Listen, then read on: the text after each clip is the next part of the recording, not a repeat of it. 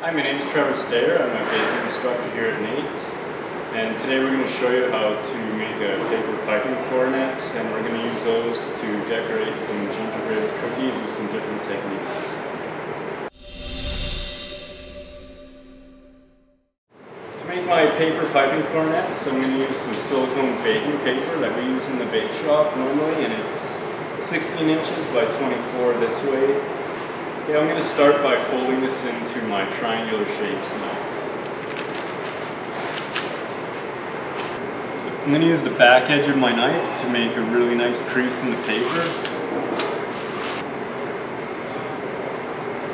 So we're going to take these two pieces now and fold them in half as well. So now from here I'm going to start, we're going to make our triangular shapes. And because this isn't square, we aren't going to get a perfect triangle. So we want to take this and go up a bit here.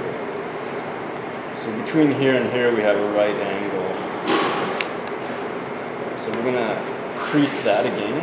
Now you have your triangles. So I've numbered our triangle here on the points, 1, 2, and 3. So we're going to start with point number 2 here, and we're just going to roll it over. And we're going to align that with point number 1. At this point, you're going to use your right hand to pick that cone up, and number 3 is going to be wrapped around the cone. Pull on the back one to tighten it up,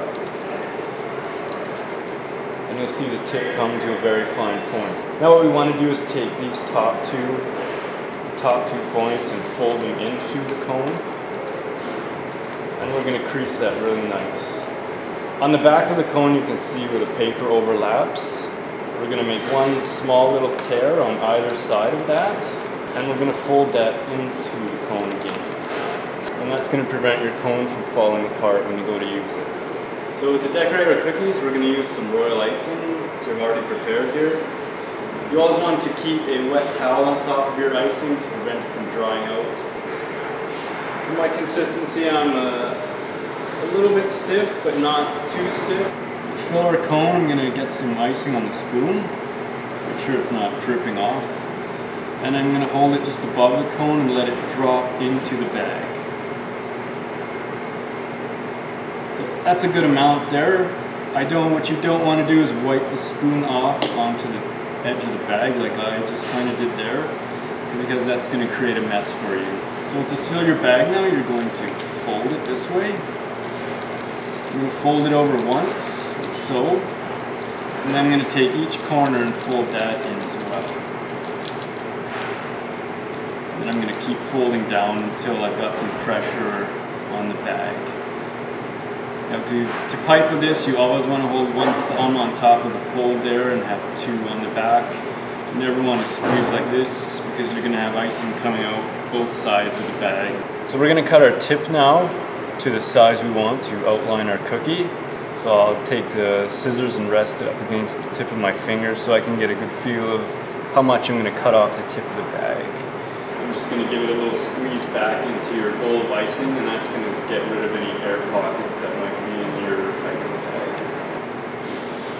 So to start piping, I'm going to start with my tip really low and just get it stuck to the cookie. As I start piping, I'm going to bring the tip up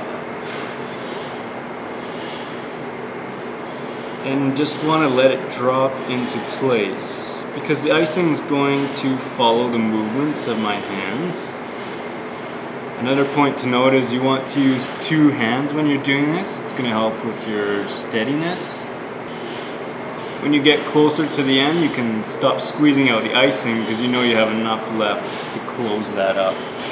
Okay, so we've outlined our cookie with some white royal icing, which has been sitting for about 20 minutes so that it hardened.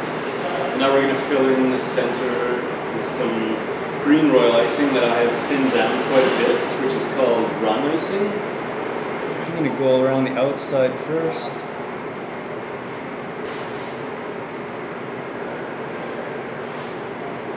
And then just keep filling it in slowly.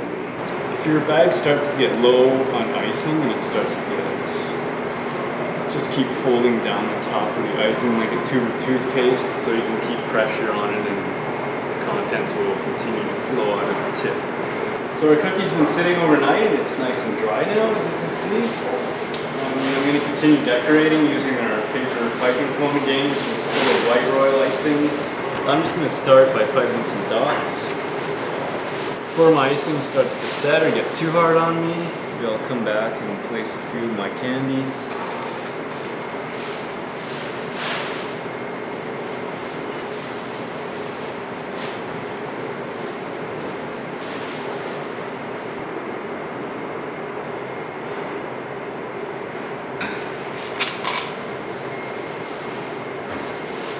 And there you have your finished cookie.